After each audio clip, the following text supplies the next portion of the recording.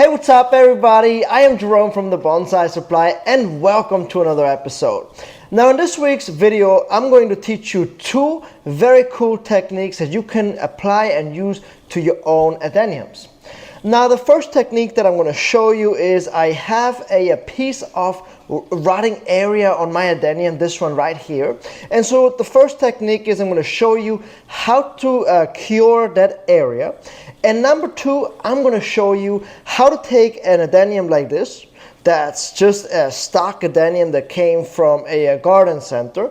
And I'm going to show you the first steps on how to turn it from this into this right here. Now take a look at this beautiful tree. Now this tree and also this one, these two trees that I'm showing you here, both of these belong to me. They are both in my collection, and that root spread that you see right there, that does not naturally occur on Adeniums, but it is very cool.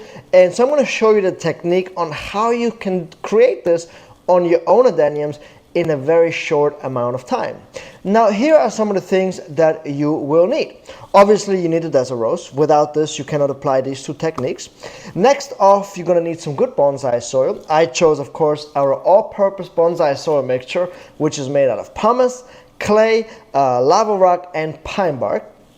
Next up, you're going to need some gloves. I'm using these latex gloves because we are handling desert roses. And if you have seen the previous video last week, you know by now that these guys are very poisonous. So whenever we handle them, we need to protect our hands, so we use gloves. Next up, we need to have the limestone paste, which is the paste that we are going to use to cure that section that is rotting away right now. Then we need a sharp tool, which is, I'm using a root sickle, which works perfectly well. We're going to use this to do the initial cut to make that root spread. And then up here we have this is a pumpkin carving tool, which actually has become one of my go-to and favorite tools. I believe we got this at the dollar store or ordered it on Amazon, and it came with a variety of tools. These are excellent. They don't go dull. They're very sharp. I use them for Adeniums and I use them for all other carving projects. Exceptionally good tools. And next up, you're just going to need a few average bonsai tools, bonsai scissors, pliers, wire cutter, and a chopstick if we use them. We might not even use this, but these are the general tools that you will need to get started. Alright, so first off, before you even think about working on your Adenium, cutting it back or doing any type of work, we need to make sure that we let it dry out. So we want to stop the watering about 2 weeks prior to doing these type of works. And the best time to do this is in the middle of the summer. And I know that we are coming towards the end of the year. However, here in Texas, the temperatures are still very hot, still above 70 degrees Fahrenheit. So I can still do this, and if the temperatures drop, I just have to ensure that the temperature of this desert rose doesn't drop below 70 degrees Fahrenheit. 70 degrees Fahrenheit plus, it will continue to grow. I can repot it. I can do anything I want to it. I can even apply this technique, but if it is lower than that, it will not work. So I just have to, once I do this technique, keep it in my greenhouse until next spring, and it will be just fine.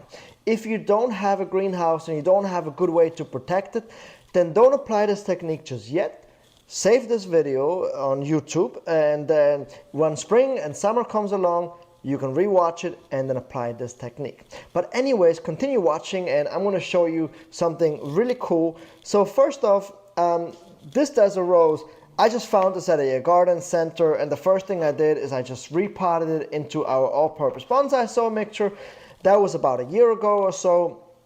And then I wanted to work this tree earlier this year actually, and so that's why I cut these sections off already. I let the desert rose dry out first, then I made these cuts because I want to have all the growth down here around the codex and not up here. And then I could have done the next step immediately at the same time as well, but then something came up, I forgot about it, I put the tree on the side, and now I'm actually doing it. So this tree has not had any water for about a month, but as you can see, it's still perfectly fine. But at least let it dry out for 2 weeks before you do any type of work. If you trim it and a lot of sap oozes out, don't worry, just leave it as is. But then what you want to do is back off, don't cut any more branches, wait another week, and then do your next cut. All right, so now I'm going to take your attention to this rotting section right in here. And the first thing I'm going to do is I'm going to put on my gloves to protect myself. And so I'm going to bring you in a little closer and show you that rotting area up close. All right, so check this out. So this is the area in question. And so I'm using my pumpkin carving tool to get rid of this section here. Now I want to make sure, you see this section that's black here? That's wet. I want to make sure that I remove this section here. I want to make sure that I get back down to this green area in here. And so I'm just going to use this to just remove all of that black stuff here, because that's all that rot. We want to make sure that that is removed before we can do the next step. And you see how no new sap oozes out right now? If I would have done this 2 weeks ago, it would actually ooze out a lot of sap. But that's why I waited an additional week to prevent any further rotting. Alright, so you see here now all of that black stuff is gone. I have a little bit more up here that I need to remove. Here we go. Perfect. Alright, so next up we're going to take our limestone paste here.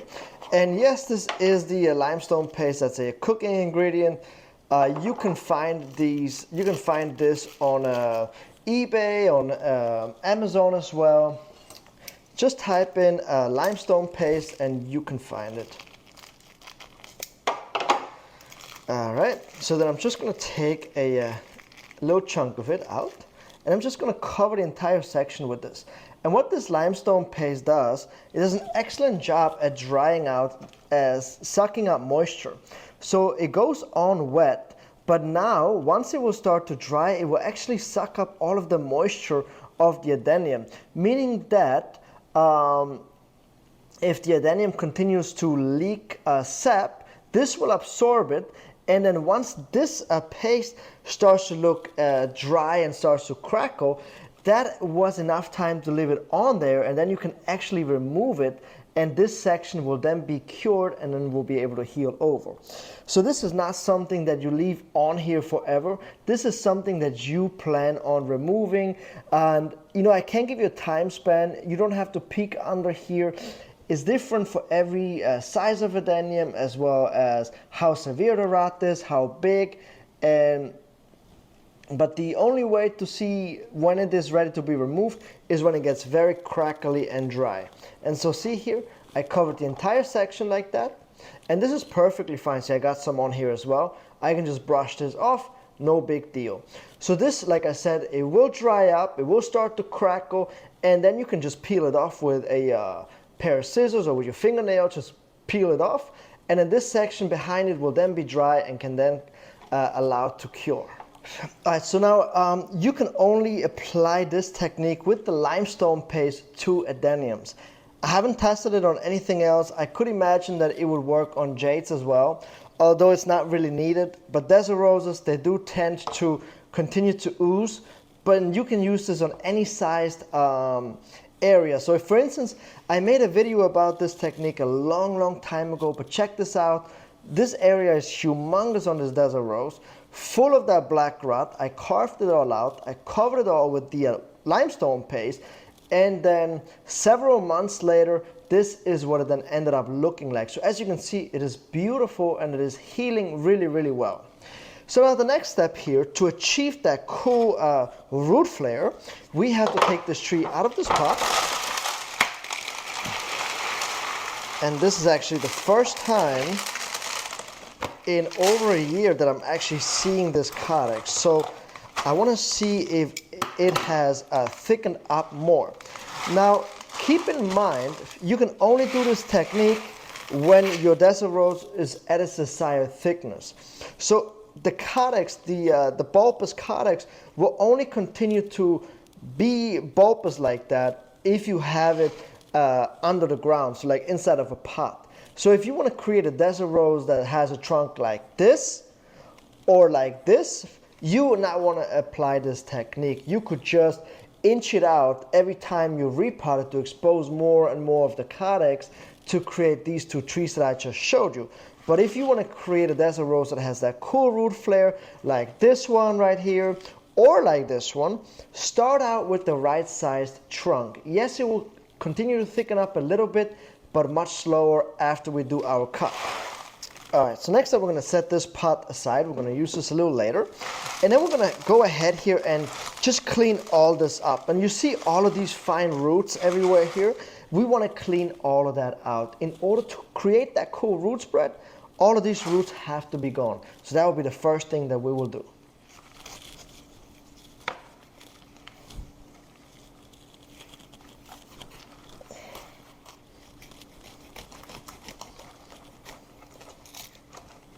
So next up, we're going to have to decide where we want these roots to come out to create that cool spread. Now, you want to do it sort of in proportion of the calyx and the canopy here. So I'm thinking I want to cut it right around through here. Yes, I like that. So I'm going to cut it right around through here, and I'm going to show you what it looks like once I do that cut. So you want to make sure that you cut pretty straight across here, and that looks perfect.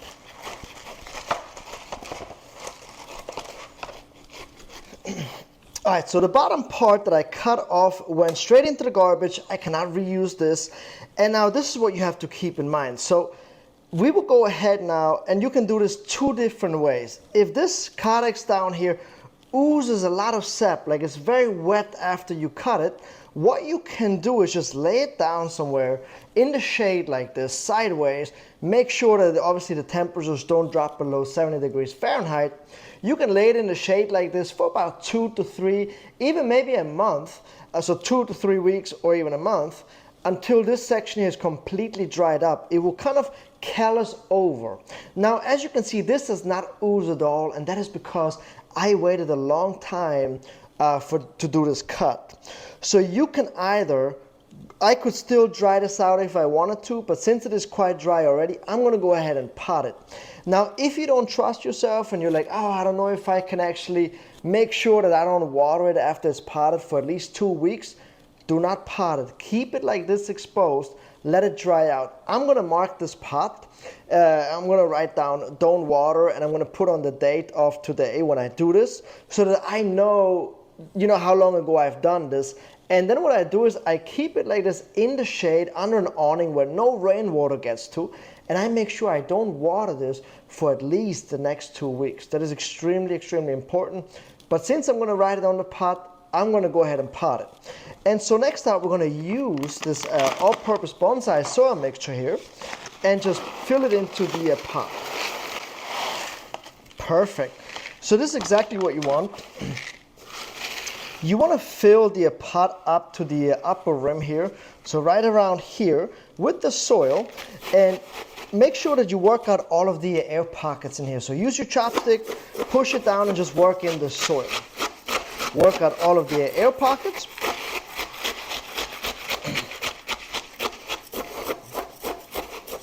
Alright, this is about good. And now next up, I am just going to place my desert rose on this flat surface here. And now what's going to happen is once it's in here, and I don't even have to tie it down because I'm going to fill the remainder of the pot with soil to about up to here. Now what's going to happen is that in about 2 weeks, when I start to give it its first watering, new roots will start to shoot out right from this area where I made this flat cut.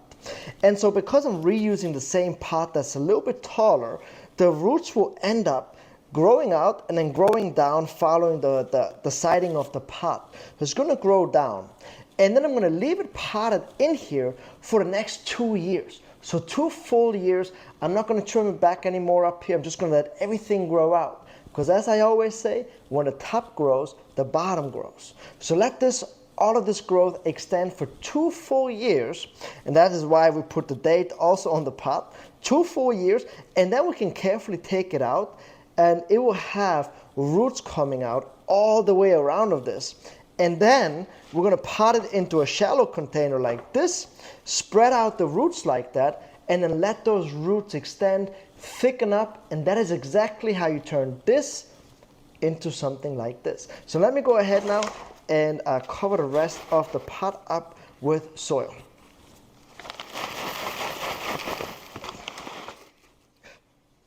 All right, so take a look at this. I filled it up to the rim. This is perfect. It is not going anywhere. This soil, that's why I filled it up another 2 inches here with soil, so that the adenium does not move inside the pot. It is firm in here. And now, like I said, I'm gonna write the date of today on this pot with a Sharpie, very big. Keep this outdoors because we still have at least a month left of over 70 degrees Fahrenheit. And if the temperatures drop, I'll just move it into the warm of my house and then put it back out when it is safe to do so. And I'm not going to give it any water, like I said. It's extremely important for 2 weeks. Now, after that, I'm going to continue to water like I taught you in the species video, how often to water. So if you have not seen that species video, go ahead and check it out because I talk about how to fertilize something like this, what exactly to use, how to water, how often, and a little more in detail. So go ahead and check this out. And then, like I said, about 2 years from now, I will show you the update where I will take it out and we'll go ahead and then do the next part of this development. So I really hope that you guys enjoyed today's video, and I really hope that you guys like these 2 techniques that I showed you. If you have any questions, leave them down in the comment section. And as always, thank you guys so much for watching, and I will catch you guys next time.